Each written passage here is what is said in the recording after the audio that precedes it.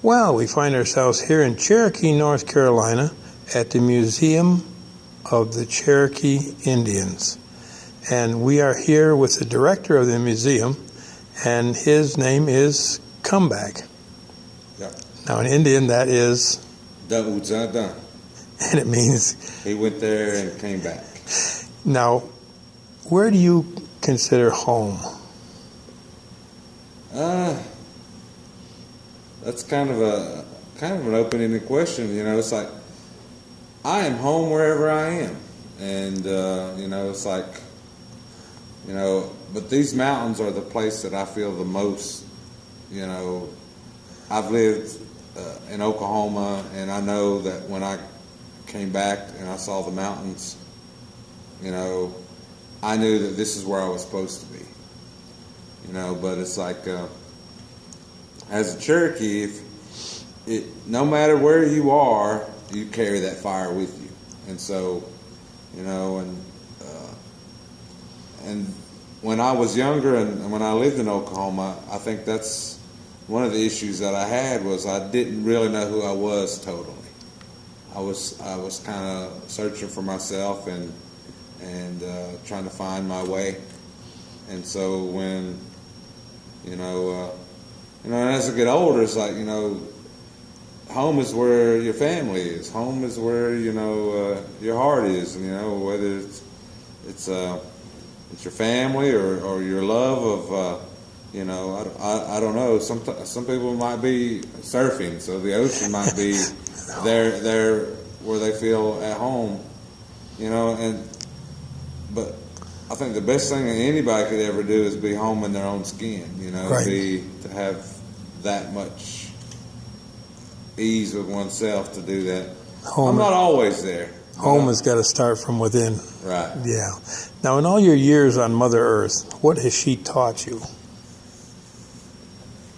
Well, some of these lessons I've learned they haven't been always easy, and it's you know, that's another tough question, and that, you know, I'm constantly learning. You know, sometimes you think you've got it licked, and next thing you're getting licked, and you know, it's I think that's one thing that I'm always open to what Creator, you know, and you know, when you say Mother Earth, and you know, people kind of see that. You know, I'm always kind of feeling like that's Creator to me. That is, you know, He has His hand in all kinds of things, and you know, I know that it has that feminine connotation, you know, with you know, when they say Mother Earth and you know, Father Sky and all that stuff. But to me, it is all of the Creator, and you know, and I'm not limited by, you know, the distinction of male or female or whatever, because I know I can never ever put God in a box.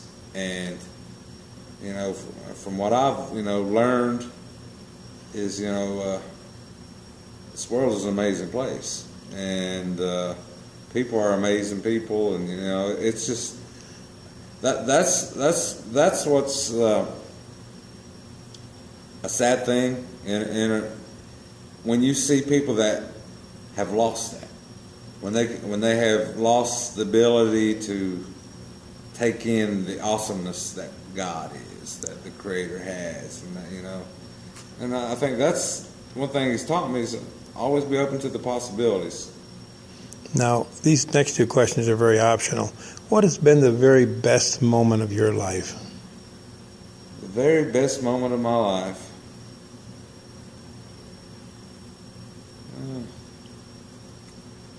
That is a tough one. You know, it's like there was this movie called City Slickers, and there was this part in it. There was this guy, and he was talking about how, you know, what was his worst day, and or what was his best day, and he was talking about how, you know, his dad was beating up on his mom, and he stood up to his dad, you know, and that he told him to leave, you know, and I asked him, said, well, if that was your best day, what was your worst day? And he goes, same day. I love that movie. And you know, for me, it's like I've had moments, and you know, one thing that I will always remember. My best days are always ahead of me. This one guy called me, I'm the ultimate optimist. He called me Optimus Prime, but you know, I remember I was with my buddies, or he was actually my cousin, and him and his high school buddy. We were all out in the woods, and we were doing things we shouldn't have been doing. We were drinking and having, just sitting around, but they kept talking about the good old days, and I remember thinking of that, but as I've gotten older, I'm like, I never ever want to be looking back to my past to say those were the best days I've ever had.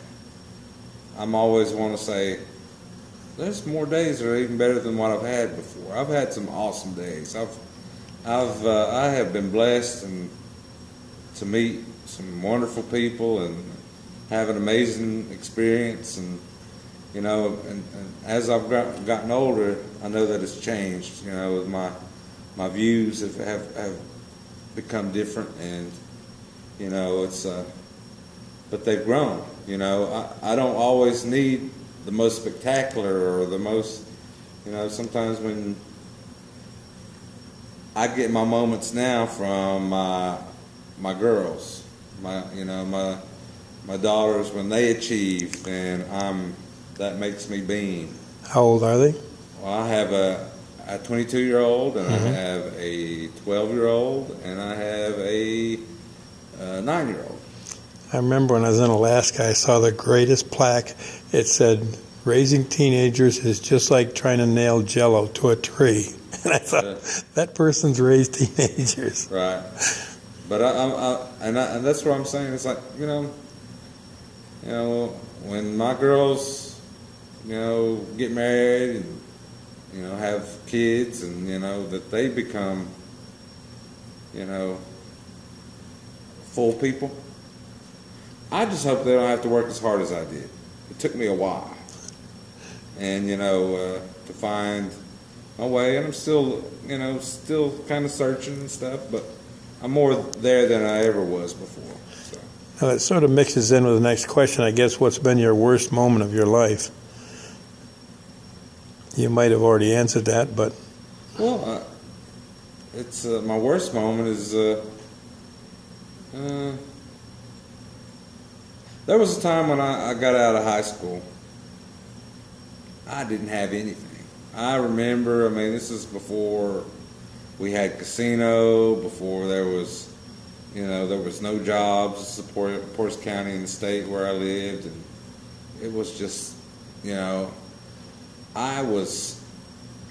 had went and signed up to join the Army, and I was like, I was depressed. I was out of high school, and I played football and wrestled, and had a full high school life, and was involved, but then I didn't have anything, and that was a point where I felt like I didn't know who or what I was, and I was so empty.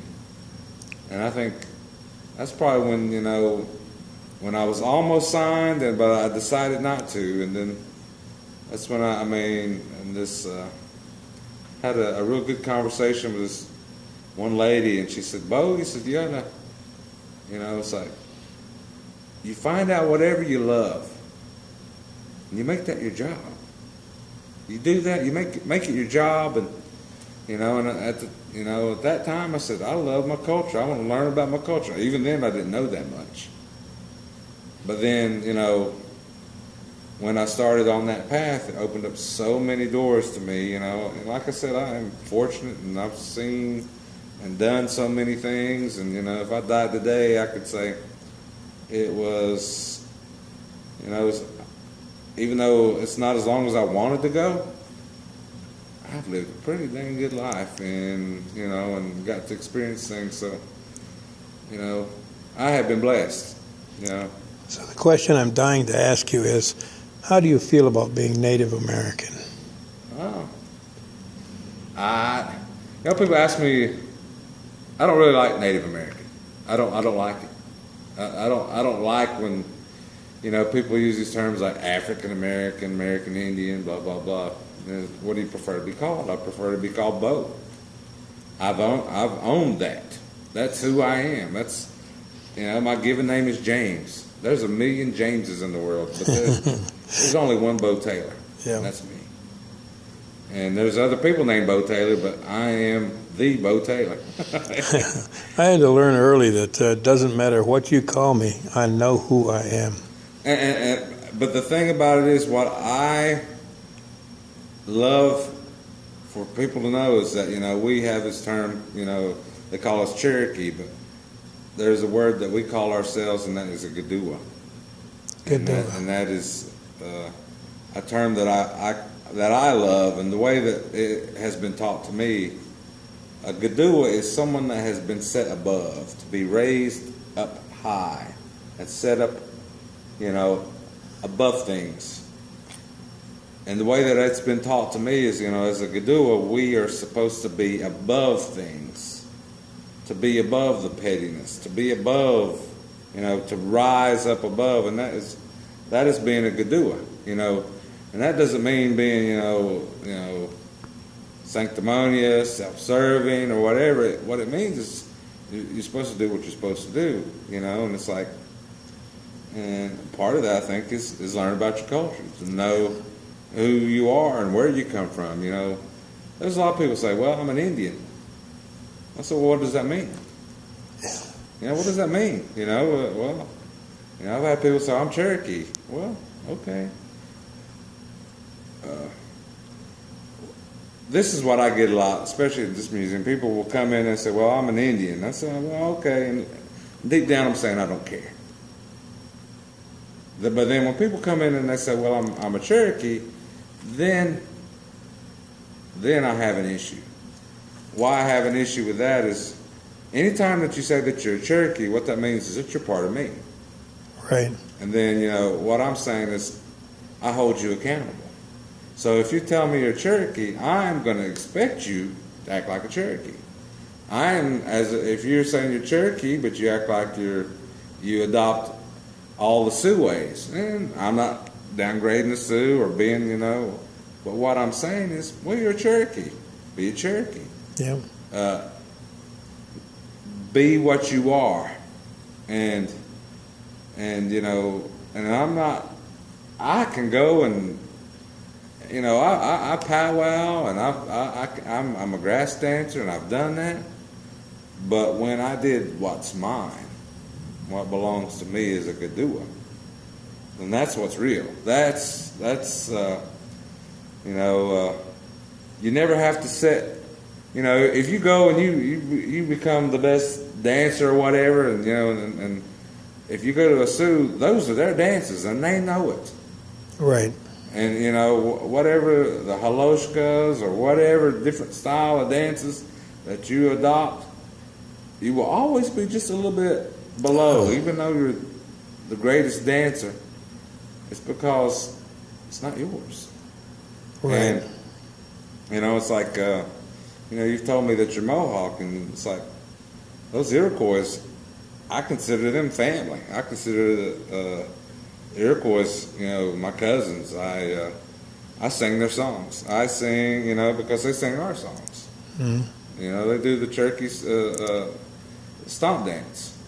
So I've learned their smoke dances. I've learned how to sing their dances, and you know, and it's like I don't go and try to pretend like I'm an Iroquois, but anytime they go and they sing, I can get out and sing with them. You know, and I wow. can, you know, I can, and that's because they're family. You know, and I don't know, and you know, and that's the thing. I try to show as much respect to other tribes And that even goes beyond native tribes. You know, I've got to spend time with the Maoris of New Zealand and the Hawaiians, and no matter where you go, there are native people there. Right. Well, I can't thank you enough for this interview, and I certainly appreciate it, sir. Yeah.